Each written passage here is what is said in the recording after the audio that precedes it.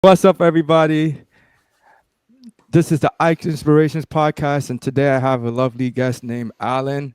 And Alan is a business coach and a serial podcaster who is also host of the Next Level University podcast. And we had his co-founder Kevin on, and so I'm grateful to have him on and excited to have this good discussion. Alan, can you please do us a favor of introducing yourself to the guests, to the audience, and describing who you are and how you got to where you are today? Okay, so first of all, thank you so much for having me. Yeah. Gratitude first. I really do appreciate it. I mentioned to you in the sort of before we hit record that I'm very overwhelmed right now, and it's the end of 2024. So you're trying to reflect on 2024 and design 2025 and beyond, while also still like putting in the reps. Yeah. In the day-to-day. It's not an easy task because they say, work on your life, work in your life, and now I'm doing both today. So it's, but I'm so grateful to be here. Thank you. Podcasting is one of my favorite things in the entire world. And while I don't always want to do it, I'm always glad I did. Yeah. I'm always glad I did. So who am I? I'll give you the shortest possible version, and then we can go deeper if you want. Sure. Born and raised in Massachusetts. And tough beginning. So father passed away when I was 2 years old. He was 28. My real last name is actually McCorkle. I had a stepfather named Steve Lazaros from age 3 to 14. He left my family at 14, took his entire extended family with him. So the long and short of it, is my childhood was very, very challenging, and it had some really good stuff, and it had some really, really not so good stuff. But grew up in Massachusetts. When my stepdad left, we went from pretty well off upper middle class financially to broke. And high school, college, found my way through all that. And now, so fast forwarding all the way to now, I guess I'll go 10 years ago. So I'm 36 now, even though I used to joke. Before I had a mustache, I used to say I'm 36, but I look 15. I'm hoping to hit puberty at 37. I used to be able to make that joke, and now I can't because I have a mustache. But anyways, so 10 years ago, I was 26 years old, and I got my own car accident, and it was my fault, and it was definitely not a fender bender. It was a very, very, very bad car accident. Fortunately, I was physically okay. My little cousin was in the car, second cousin, and he was physically okay as well. We were in a very safe vehicle. Thank you, Volkswagen. But that was sort of my quarter life existential crisis of my dad died at 28. I just got the second chance my dad never got to turn it all around and to live life to the fullest. And so as fortune cookie as that sounds, 10 years ago, I found self-improvement and I dialed that shit up to 11 and I haven't done it ever. I haven't stopped at all ever since. And so now I'm the CEO of Next Level University. It's holistic self-improvement in your pocket from anywhere on the planet, completely free, 175 countries, 1.3 million listens, big numbers guy, and 1,900 episodes. We're almost at 2,000. We're about halfway through the 1900s right now. We do an episode every day. And the new big thing at NLU, so we have NLU and PGU and BGU. So NLU is Level Up Yourself. PGU is Podcast Growth University, which is Level Up Your Podcast. And now we're just now starting Kevin's the podcast guy. Your audience knows Kev. I'm the business guy. So some business owners want a podcast to reach more people. Some podcasters need to generate revenue and build a business and a brand. So I'm the business guy. So Business Growth University is coming out this year. So it's level up yourself, level up your podcast, level up your business, and they all feed each other. And we all need to level up ourselves first. So self-improvement over everything, and holistic self-improvement too. Health, wealth, and love is our thing. Level up your life, love, health, and wealth. And so, yeah, it's a lot. And but it's awesome. Yeah. And I started 10 years ago down that journey, and here we are 10 years later, and it's really, we have a 17-person team now, and yeah, it's gotten massively overwhelming, but it's way better than crickets in the beginning. So yeah, man. Wow, that's awesome, man. Well, first of all, I'm also from Boston, Massachusetts. I grew up there for like 25 years of my life. I was in Hyde Park, and then I ended up moving to Philadelphia for a couple of years, and now I'm in Atlanta. But it was just cool to hear that you're from Massachusetts, because I was not expecting that at all. But it sounds Kev like tell you he was from Mass? Okay. Yeah. No, we're So, both. We went to the same high school together. Same yeah. middle school. We grew up in the same small town, Kevin and I. So Yeah, small world, man. And so, you talk about how you had an existential crisis that allowed you to recognize that you have a second chance at life. And now you want to dedicate your life to a self improvement and basically being the best version you can possibly be. And I'm glad I'm having you on because that's what this podcast is about. And and as I'm talking to you, I can tell you got a lot of going on, and it can be quite overwhelming. As we try to reflect on 2024 while trying to also prepare for 2025. That can be quite stressful in itself. And I would just like to talk about that and see and kind of explore that topic, for people who may be struggling to balance their work life and while also trying to get ahead. Like, how can people, what can people do to uh, alleviate that issue or that problem? well, the first thing to understand is what you're up against. So I coach 28 individuals right now, and it's been hundreds over the years. I started mentoring 10 years ago, coaching 8 years ago. That's when I started getting paid. And it's been hundreds of people. And so all different countries. And the reason I'm saying that isn't to brag. The reason I'm saying it is because you just learn a lot about people. Lots of different people, different countries, different cultures, different backgrounds, all the different types, all different industries, right? And so what you learn through that, I often say I learn more from my clients than they learn from me because I have so many of them. And this is what I do, right? And it's my job to help them align their goals, their priorities, their metrics, their habits, their skills, and their identity. And that's really what it's come down to. I'm an engineer, so everything's reverse engineering finish lines. And so right now I'm doing with my clients 10 years out, all this stuff. So to answer your original question, though, the first thing to understand is that there's no one out there who's not sucky at something. Like, no matter who you coach, like I have multimillionaires I've coached, I've had semi-famous people, I've had people down in the dumps, all the different types. I was mentored also by one billionaire. What I want everyone to really understand first and foremost is that everyone is really, really sucky at a couple things and really, really good at a couple things. And most of our success is actually predicated on the things we're really good at and maybe mitigating what we suck at. So holistic is really hard. Like let me just crunch the numbers for you. So if I want to be, and this is my own personal goals. So Sure. I'll use me as an example, but I want everyone thinking obviously of themselves. So health, if I want to be top 1 in 1,000, so 1% of 1%, top 1 in 1,000 in health, top 1 in 1,000 in wealth, and top 1 in 1,000 in love, which is relationships, that's 1 in a billion. 1 over 1,000 times 1 over 1,000 times 1 over 1,000 is 1 in a billion. And there's only 8 billion people on the planet. So you're one of 8 people, statistically speaking. Again, I'm a math guy, so forgive me for that. No, it's okay, man. Yeah. Dude, the idea of being healthy, wealthy, and in love is so unreasonably difficult. And if you don't know that out of the gate, you're going to constantly think something's wrong with you. Dude, it's not that hard to do one of the three. Yes. Honestly.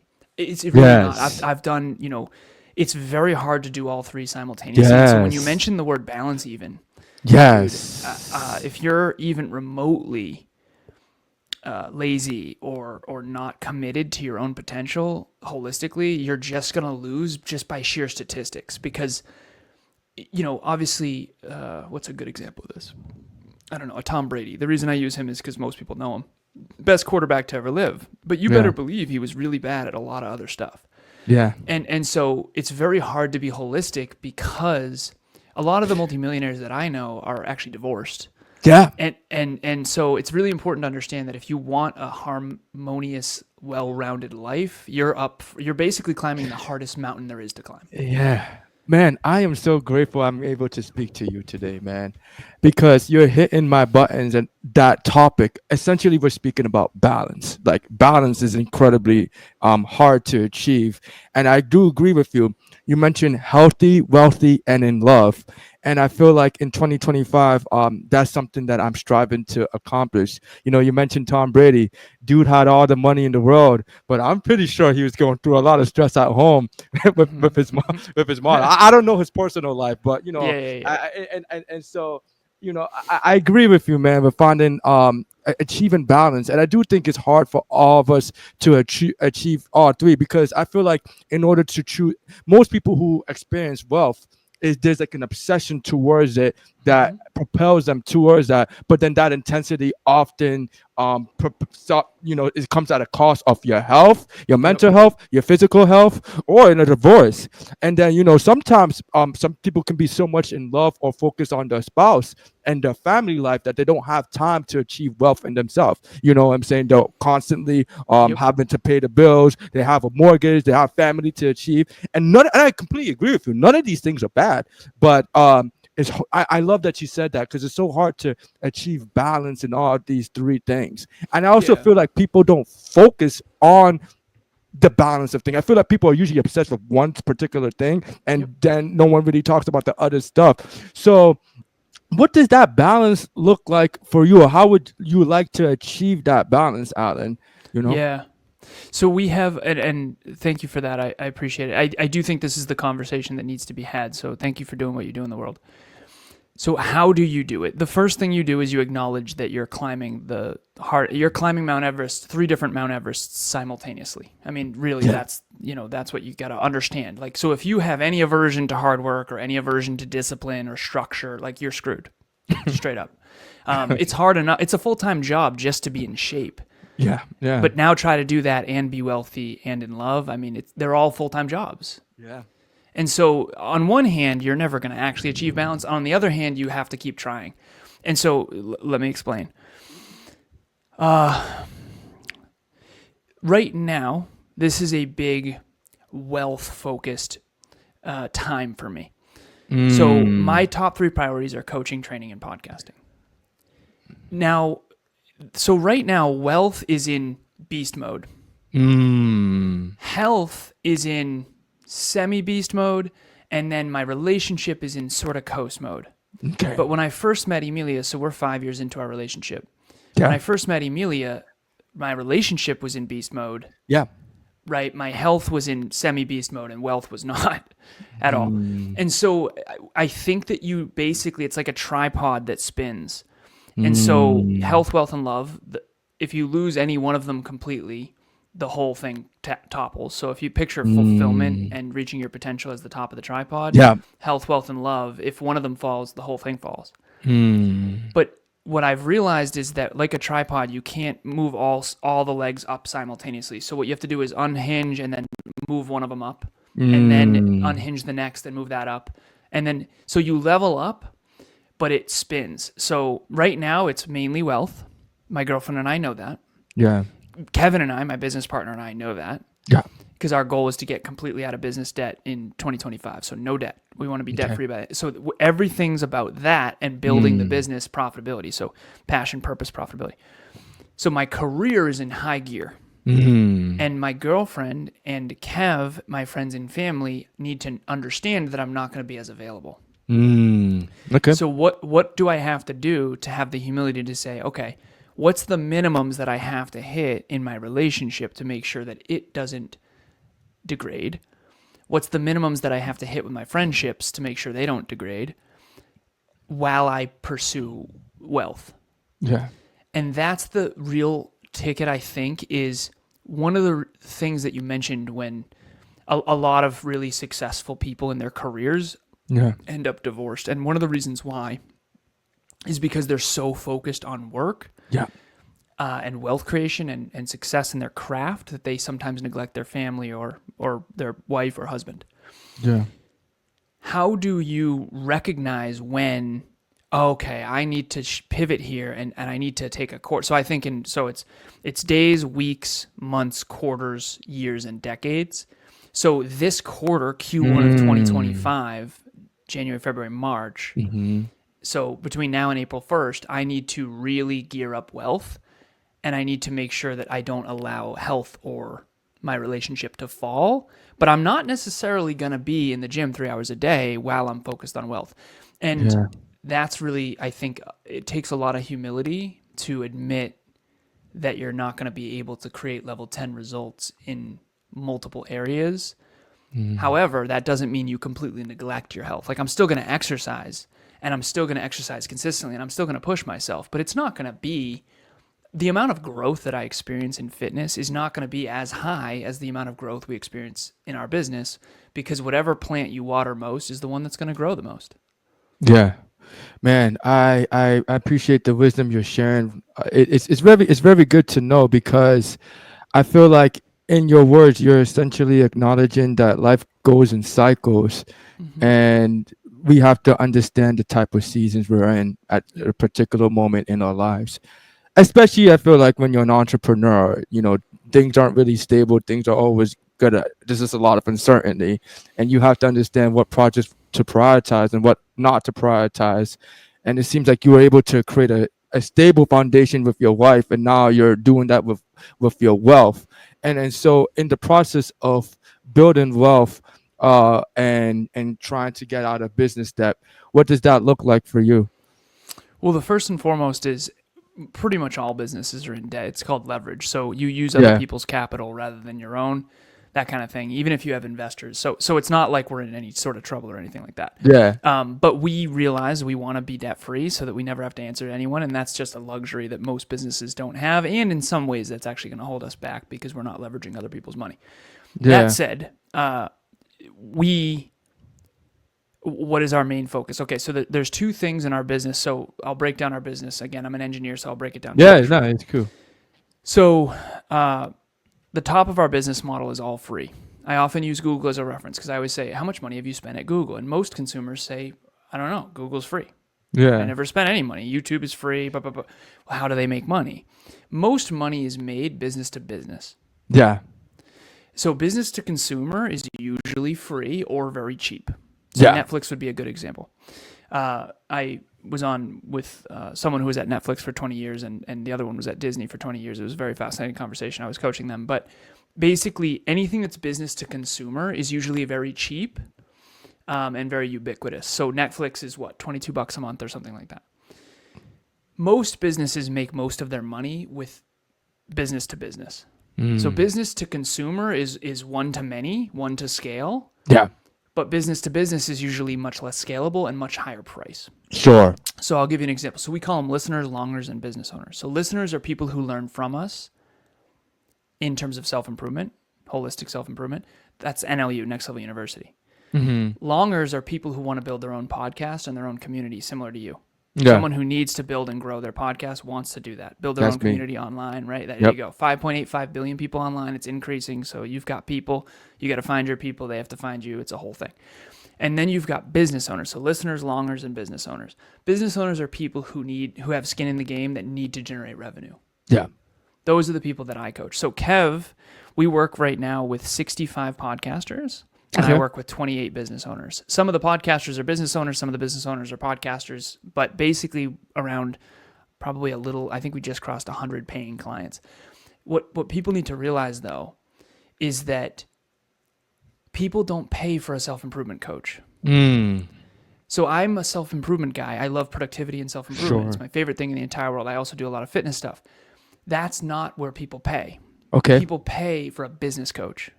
Okay. Because if you come to me and you want to grow your business and you're making $5,000 a month and you want to grow it to 10, you can pay me and I can help you get there much quicker. Sure. And so you'll make your money back very quickly. But I used to start with mindset, peak performance, self-improvement, all these things that didn't work nearly as well. Yeah. So people come to you for what they want. They stick around for what they need. What they want is to grow their business. What they actually need is self-improvement. Yeah. But ultimately, the idea underneath this is when we're focused on wealth, Kevin is focused on helping podcasters build and grow their podcast and communities and brands underneath that. And I'm helping them grow and scale actual businesses where they make revenue. And we both do both, obviously, but I'm more focused on one than the other. And that's really where we make 90% of our revenue. Yeah, man. Yeah, and when I was speaking to you, when I was speaking to Kevin, and as I'm speaking to you, one thing I've noticed about the Next Level University brand is it just seems like it's incredibly busy, as successful as it is. Like, I've noticed y'all nearly podcast every day. I didn't even know you had over almost 100 paying clients. Like, you know what I'm saying? Y'all have I was speaking to Carvin. He was telling me you had like a business coaching group, and I'm just like, as I was speaking to him and now I'm speaking to you, I'm just curious, like, how do y'all manage your time? And I know you have a girlfriend. I don't know if I don't know if you're engaged or not, but I know you're in a long-term relationship, and you just have so much going on. And I completely get you how you can be someone like you can be overwhelmed. How do you manage all of this? Yeah. So the first thing to understand about that is I didn't start here. Okay. 10 years ago, I got out of corporate, and I was already on the higher end of statistically productive. So I need to be as clear as possible. I grew up in very humble beginnings, like started from absolute nothingness. I look like a silver spooner, so I need to make it clear that I was the opposite. Yeah, like a fairly atrocious childhood. But anyways, so I didn't start here, and even at 26, I was an engineer, computer engineer with a master's in business who was making a lot of money. So success for me always came fairly easy. It was the relationship side that didn't. So I'll start there. Okay. And I think everyone's one or the other. You're either relatable and emotionally intelligent and good at getting along with people, or you're a ridiculous sicko who just grinds and is super productive and conscientious. I was better at success, less better at relationships. Kevin was better at relationships, but didn't know how to do business. Successful. And so we sort of, we merged, helped each other, yin and yang. So that's what I'll start with, is that I was already on the higher end of statistical success and productivity than most. And even though you're not allowed to say that.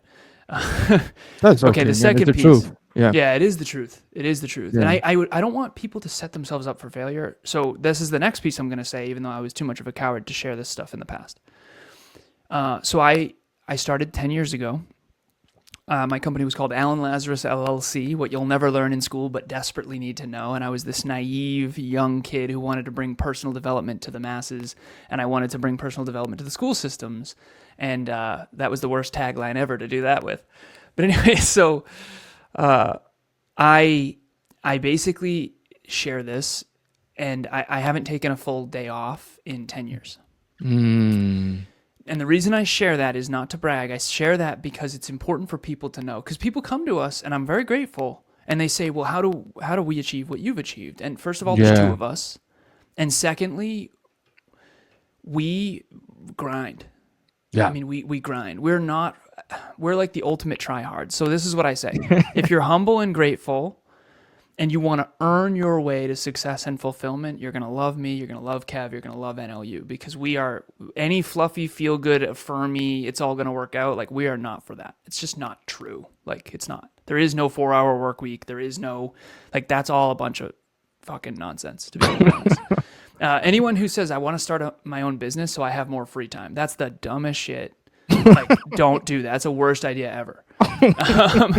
Okay, so if you have lack of humility, if you are entitled on any level, if you're arrogant and you think and you want big rewards for minimal effort, you're not going to like NLU, you're not going to like me, and you're going to lose, because that's a long-term negative strategy. It's just not going to work. And so the thing that I'll answer originally, you asked about, how do we do this? Like, how do we do so much? One answer is we didn't start here. And trust me, us back then was not that productive in comparison. Yeah. So my average right now is 54 podcasts, training sessions, and coaching sessions per week right now. What? I work 6 days a week, from 10 a.m. to 7 p.m. What? Monday through Saturday. And Sunday is no front facing, because Emilia and I, we're going to burn to the ground without that. But yeah. But that said, it's awesome, and I do love what I do. However, I don't always want to do it. So people say, if you love what you do, you never work a day in your life. That's also garbage. I think that just because you love something doesn't mean you're always going to want to do it. I love fitness and I love weight training. I do not always want to do it. Yeah. And so I'm grateful to be here. However, there are times when I don't really want to be here. Oh, I completely understand. I feel that. But I'm always glad I did. That's the key. You're always glad you did. That's when you know you love something. So to answer your question, long story long here, number one, we didn't start here. Trust me, I was starting with 1 or 2 meetings a week way back in the day. But I was grinding behind the scenes. I was working. I was staying focused. I was trying really hard to start something and grow it. And then number two, we built over time what now is 54. And this is the last piece I'll share. What at one point was an absolute struggle becomes your new sort of set point. Baseline. Yeah, it's your new baseline. So for me, it would be really, really hard for me to run a 6-minute mile right now. Mm-hmm. But there's some people where that's a joke. Yeah. Like a 6-minute mile is a joke. I do 54 coaching sessions, podcasts, and training on average per week in Q4 of 2024. And that's not a joke by any means. Yeah. But it's not, for some people that would kill them. I ramped up to this. And that's kind of my point is one of the reasons why we are really successful usually in one narrow area is because usually we're really, really, really next level in only one area. And so I'm really putting in the reps in those 3 areas, coaching, training, and podcasting, because those are my 3 things. And so I've gotten to a place where I can really show up in those 3 areas and execute at a high level consistently over time. And then you become known for that, and then people seek you out for that, including yourself, which I'm very grateful for. Yeah. And so trust me, I'm not doing that kind of output in any other area other than that. So I think that's the other piece too, is just prioritizing your thing and finding your thing, and then trying to spend more percentage of time on those things that really are your, not only your gifting, but your passion. Wow. Man, you said a lot, man. First of all, one thing that you said it in the beginning of the podcast, and you reiterated it, like, sometimes you don't always want to do something, but when you do it, you're glad you did. Man, I can relate to that feeling like so much, man. The first thing that I talked about was this podcast, to be honest. As much as I love podcasting, sometimes I come in and I'm just like, oh man, like it feels like work going into it. But then once I get into the actual moment of podcasting, I'm like, man, I like probably maybe 1 or 2 podcasts of like the 60 I've done, I've regretted. But like every other podcast is like, man, I'm so glad I did this. This was productive. This was fun. And this was engaging. Same thing with working out. I think working out gives that feeling. Like, once you actually start going in and you want to start lifting weights, like just thinking about it, it's like, oh God, dang it. But then once you get into it, I don't feel like anyone actually regrets doing the workout. So I love what you said about that. And, as I speak to you, I feel like I'm reminded about the importance of just working hard and being consistent, because it's not really about the intrinsic reward of all the money and all the things you get. But I love the baseline progression of what you become as a human being. Like, I think it's so cool that you could just be like, yo, I do 54 podcasts. Training sessions, and that's nothing to you. You know what I'm saying? I think that's so cool, because I feel like it's a result of the consistent work and output you put in your life. And I feel like that's something I'm constantly striving for. And it's good to see that you're doing that yourself. So, Alan, in regards to that, you have your business endeavors that you're going through, and then also you're speaking to a single man, and so I'm curious to understand, what has your journey been like towards finding your life partner and maintaining that, because we're speaking about goals, and one of my personal goals for 2025 is to hopefully find a partner that I can connect with on a deeper level. Yeah, man, I appreciate the question. So Emilia and I, and prior, so it took me 30 years to figure this out. Okay, I didn't meet Emilia until I was in my late 20s, 29, almost 30. That's how old I am. And okay, nice, perfect. Okay, so you're ready, maybe. Yeah. I'm listening, man. And I was the high IQ, low EQ engineer guy who like didn't understand why no one liked me. No. Okay. The truth of the matter is you got to figure out where you are on the statistical bell curve in things. So what I've noticed in coaching so many people is that people on the middle of the bell curve usually want to be significant, and the people on the far end of the bell curve usually want to belong. So Kev he always felt very average, so he wanted more significance, and I was always above average in most things, scary as that is to say. So I wanted to belong. I always felt like I didn't fit in. He felt like he fit in easily. Yeah. And I eventually realized, okay, well, if there's 100 people in a room and you're on the statistical high end of that room, you basically don't fit in. Yeah. And it wasn't until I went to engineering school, like for college, it's kind of like a mini MIT, it's called WPI, where I was like, oh, okay, so I'm not the only weirdo. Yeah. We were mining for Bitcoin in our dorm rooms back in 2007. I mean, right? There was a guy, my roommate, Ramsey, he was on Tech TV at 14 years old. And so you realize I built my first computer when I was 12, blah, blah, blah, like that kind of stuff. And so you have to, number one, when it comes to relationships, you have to know where you're extremely unique. So Kevin said, it's not that other people are lazy, Alan, it's that you're really hardworking. And I had never thought about it like that. It's like, I don't think I'm hardworking. I want to be harder working. I don't wake up in the morning like, I'm so hardworking. Yeah. That's right. Why would I work on something I think I'm already awesome at? Yeah. Right. Yeah. But compared to the statistical norm, I'm like super hardworking. So you can't be with a partner who isn't. Yeah. And that's what I did for years and years and years. I was with these partners that it's not their fault or my fault. I just didn't understand how different we were at our core. I had huge goals and dreams. Which, by the way, if you do have big goals and dreams and you really do believe in yourself and you actually intend on achieving them, you have a big opportunity cost to just hanging out. So when you're sitting at the barbecue and everyone else looks like they're having a blast and you're sitting there going, I am screwed if I don't get out of here. Like, that's the way I was. Yeah. And it's very rare. And that's why people are like, what do you mean you have to go? Isn't it 4th of July? It's like, I have goals. Yeah. So my point of this is that usually there's one partner who has inflated self-worth and they think they're better than they are. And there's usually one who thinks they're worse than they are and has deflated self-worth. And usually there's one partner who has more self-belief than the other, but the other one doesn't want them to know that, so they kind of puffer fish. And so usually there's one partner who lacks courage, social courage, because they want to belong and they don't want to lose love. And usually there's another partner who doesn't really have goals and dreams, but they pretend they do. And they're usually very funny and playful, but deep down they don't believe in themselves. So they kind of have to always hold the perception. And so I coach couples. My girlfriend and I, we have a podcast called the Conscious Couples Podcast. And we started it 4 years ago. We've been coaching couples every weekend for 4 years now. And there's very few exceptions to this rule. That's why I'll give it to you. There's usually one partner who thinks they're humble who actually isn't internally humble. They think they're better than they are, but they don't know that.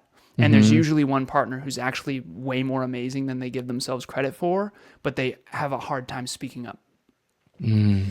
And when they speak up and have courage, the other partner gets humbled. And so it usually works much better. And one of the things that I want to share with everybody is if you really do have a lot of self-belief, you are more alone than you think. I did the research in January 1st of 2024. We do a meetup every year on setting goals for the year. We're doing one this Thursday on setting clear, compelling, and achievable goals for 2025. And I did my research, and it said the research at the time said that only 4% of people have clear written goals, and only 8% of them ever achieve them. Wow. And when I heard that, I was like, how weird am I? I've never not had written goals. Dude, even when I was a kid. But I'm a numbers guy. Yeah. So I'm very future oriented. I'm a numbers guy, right? I reverse engineer everything. I've never woken up in the morning and just gone like, what should I do today, right? But a lot of people do that. Yeah. That's their norm. Dude, I had no idea. Because when they're around me, they're mirroring me. Yeah. So I had no idea that most people struggle with self-belief. So my point of that is if you have a lot of self-belief, you're going to have to find a partner who also does. Otherwise, you're going to constantly do this. Brand, I wish I heard this a year ago because I might have described one of your partners a little bit with inflated self-worth, huh? It's very interesting because we could get really introspective with this. I can tell you're a very introspective person, so I'm really enjoying this conversation.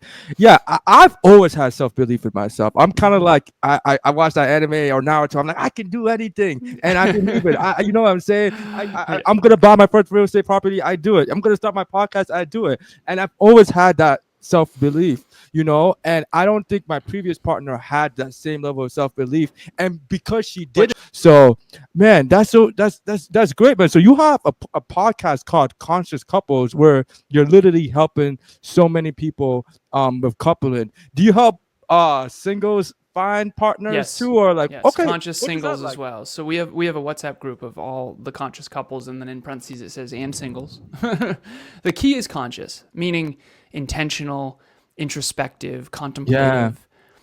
It's kind of like existentialists. So you're an existentialist. I don't know if you know this or not. You might, but an existentialist is someone who's always questioning their existence. Like, why are we here? Why are we doing what we're doing?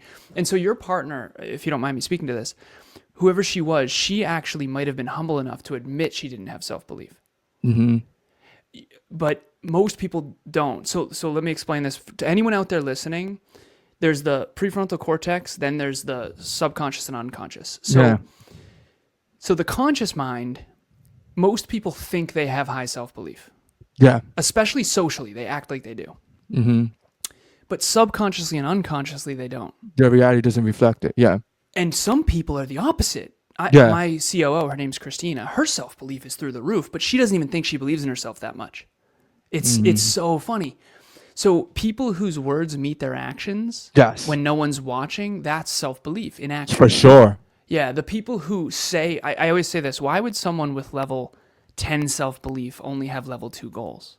So those people that are acting super arrogant, super confident in public, they're not actually that confident behind the scenes. Yeah. But we don't know that because we don't see them behind the scenes. And then as time goes by, you get older and older and older, and you go, wait a minute, I thought you were going to do that thing that you kept talking about. Yeah. And that's been really sad for me to realize that the majority of the people that were talking about their dreams really were just talking. And Kev's like, yeah, that's totally normal. I'm like, I never once said I was going to do something and then was like, oh, not do it.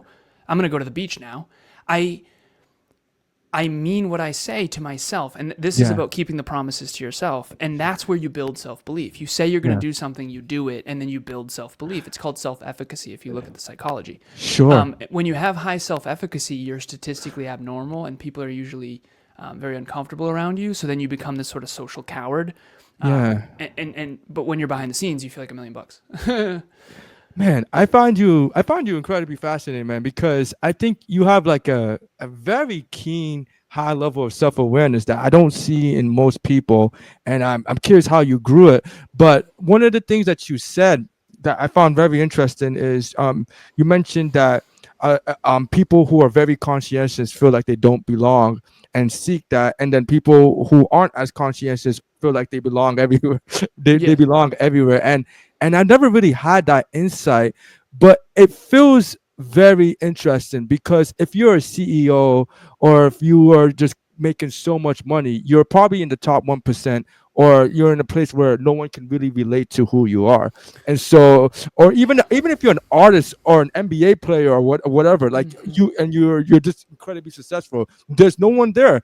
And I've noticed that on this podcast and a lot of other people, I've noticed they seem to seek understanding of who they are. You know what I'm saying? And I'm glad that you mentioned that. So for people who may be feeling lonely, you know, that typical cliche quote is you're lonely at the top, you know, where can people find that sense of belonging, that or that sense of purpose, you know? I think the first thing is the admittance that when you are at the statistical high end of a bell curve, so if there's 100 random people in a room and you are in the NBA, you're the only one. Yeah. And you need to realize that you are alone, statistically. Yeah. You're not going to fit in at a barbecue. Yeah. And I think accepting that is okay. Yeah. And it changed my life when I realized that I was jealous of Kevin.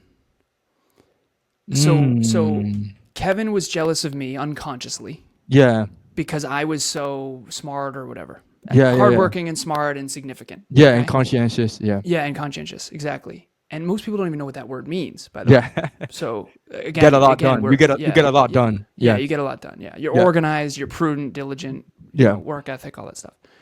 And I didn't realize this. This was a big breakthrough for me when I started to go, wait a minute, everybody loves Kev. Like, it's very hard to like me. I'm not like a likable guy. You know how hard that is? And by the way, it's okay. People say, oh no, you're likable. It's like, quit the BS. Yeah, quit crapping. Like, you don't know, and you're not me. And I know that. Yeah. Not a lot of people think in numbers.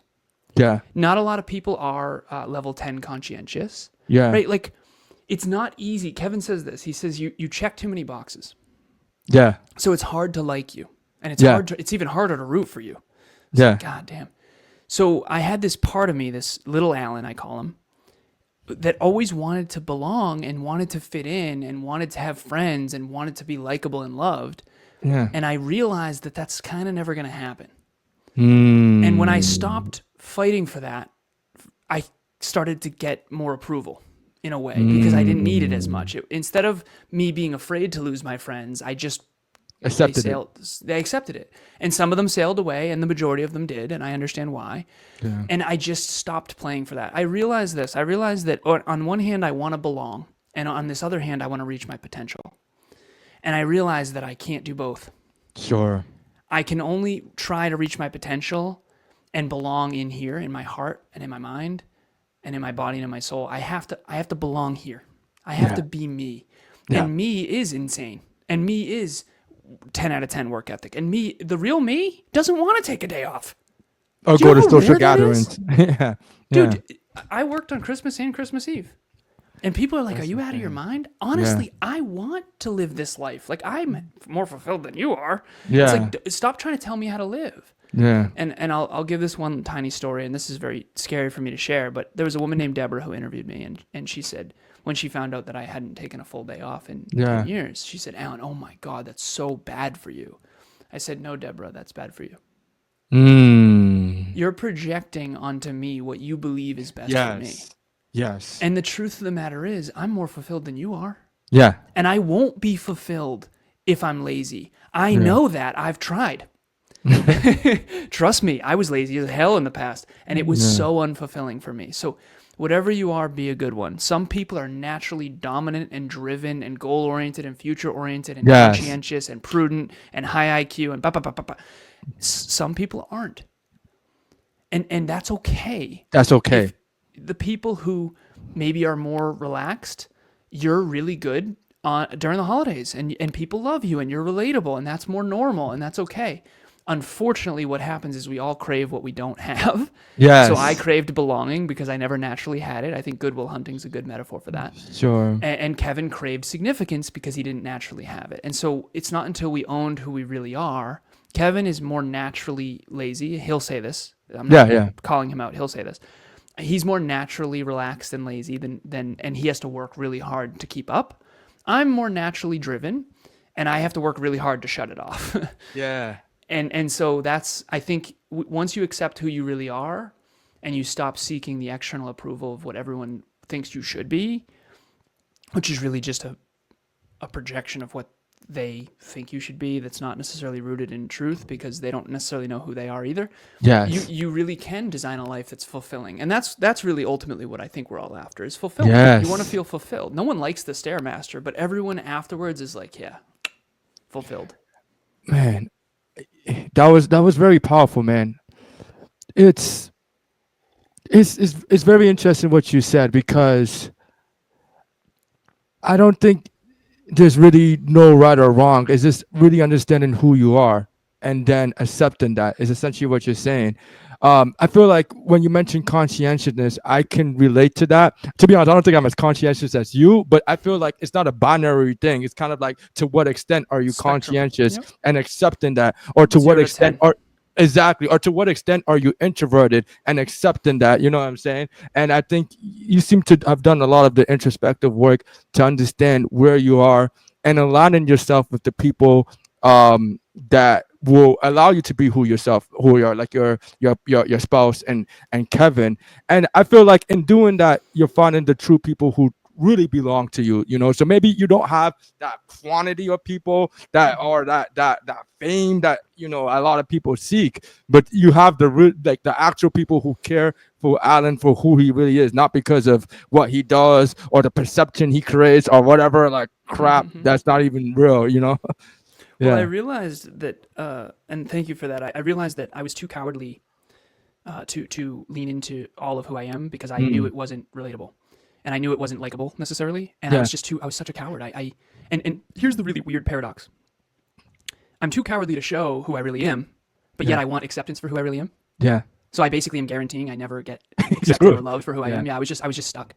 Yeah. I did everything I could because when my stepdad left and obviously my father passed away, and in some ways, and this is a whole thing, in some ways I kind of lost 3 families by the time I was 14. I developed this abandonment challenge, and I didn't want to be abandoned, so I did everything I could to hang on to friends and family and I was playing not to lose rather than playing to win. Some people are playing not to lose perception or status.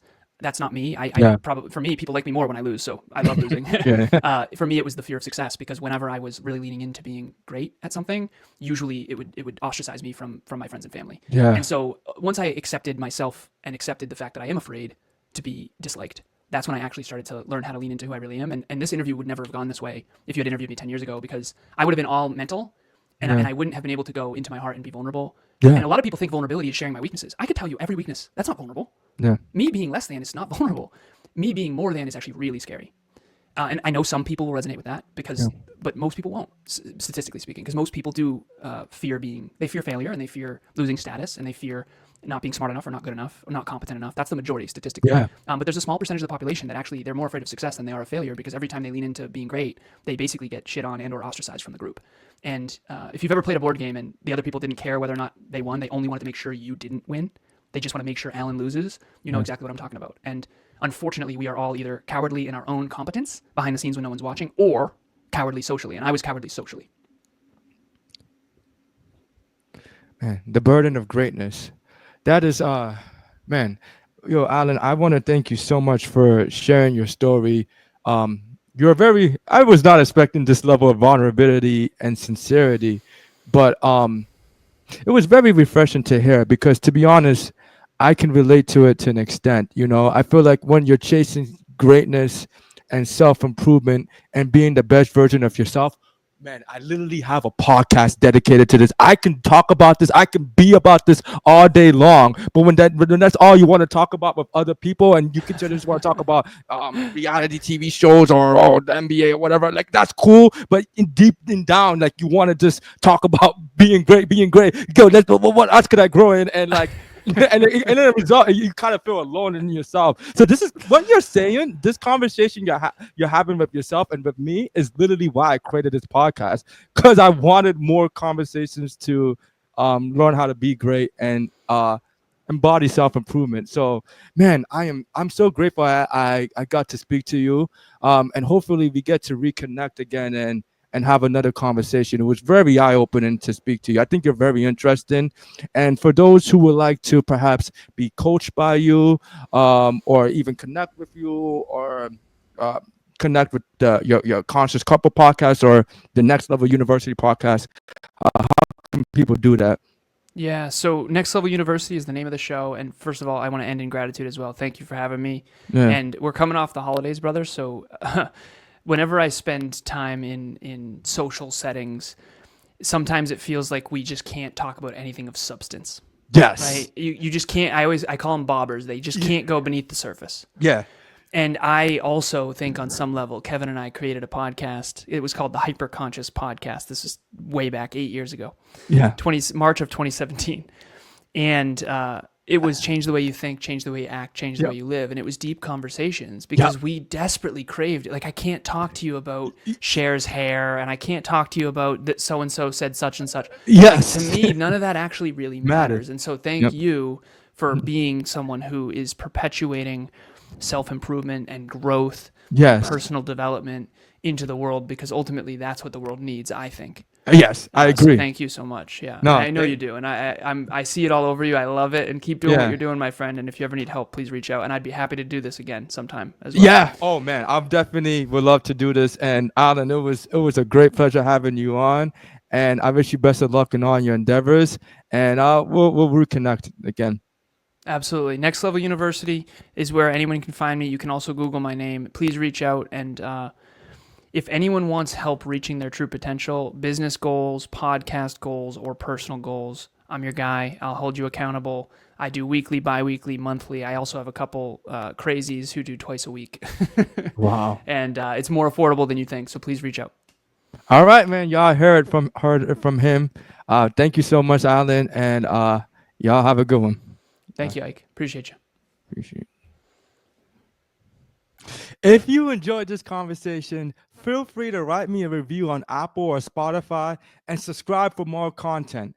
I'm on a mission to inspire as many people as I can, and your reviews will help me reach a wider audience. Thank you.